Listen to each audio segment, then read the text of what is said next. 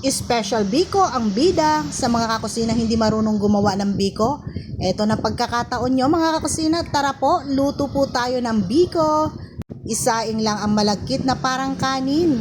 At habang iniinin ko nga itong malagkit ay nagsalang naman na ako dito ng panutsa at saka ng buko. Ayan mga kakusina, linagyan ko lang siya ng tubig para matunaw na yung panutsa at saka itong buko ko kasi ay frozen. Habang inaantay ko naman yung panutsa at saka yung buko na maluto ay eto, nagsalang na rin ako dito ng 2 gata.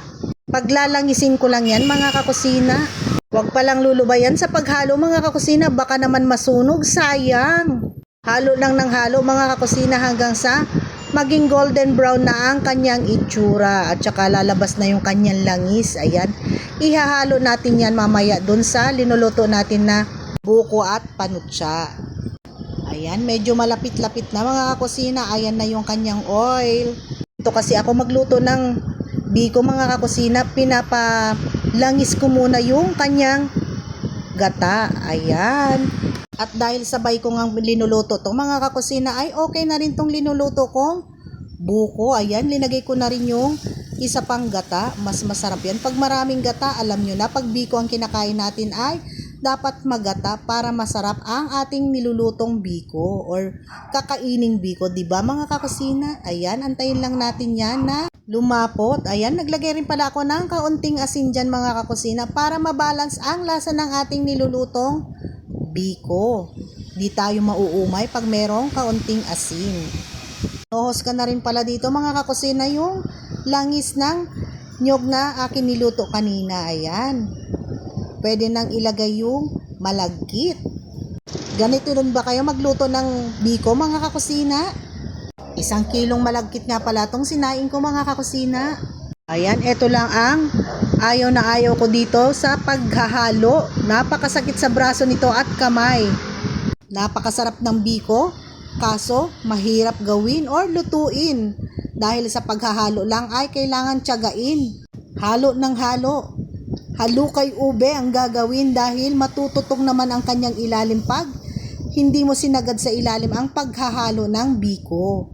Special din tong linuto kong biko ngayon mga kakusina dahil mayroon siyang buko. Sa iba namang nagluluto ng biko, ang linalagay nila ay langka. Pero dahil sa available sa akin ang buko, kaya buko ang aking nilagay mga kakusina. Pero mas masarap din siguro to pag nahaluan din ng langka. Ngalay lang talaga ang abutin mo dito sa pagluluto ng biko, pero go pa rin dahil masarap ang biko na partner ng kape. Lalo na sa agahan mga kakusina, ayan ang best partner ng kape, ang biko. Sa iba kasi mga kakusina, pag ganyan na ang itsura at nakahalo ng maigi ay okay na, hinahango na nila, pero sa akin ay hindi pwedeng ganyan dahil mas gusto ko yung makunat-kunat na biko, kaya ngalay pa more ang aking ginagawa, halo pa more. At eto na nga mga kakusina, pwede nang ilagay, ipantopping sa ating biko na linuto. Maalala ko lang nung bata ko, ito yung unang-una kong kinukuha. Ayan, pinapapak ko yan mga kakusina. Siguro kung di pa ako pipigilan ay tsak na mauubos ko yung pang toppings. Oh, naalala nyo rin, ganun din kayo mga kakusina, no? Ayan, luto na. Pwede nang magmerienda, samahan ng kape. So yummy. Sa 1 kilong malagkit mga kakusina, 2 bilao ang kinalabasan na 14 inches. Ayan. Pwedeng pang negosyo mga kakusina. Pwede ring pang regalos sa mga may birthday. Konti nga pala yung natira sa aking pang toppings dahil si Junakis ay yan naman ang pinapak niya kanina mga kakusina. Favorite din niya, kagaya ko. Tara po, snack na po tayo.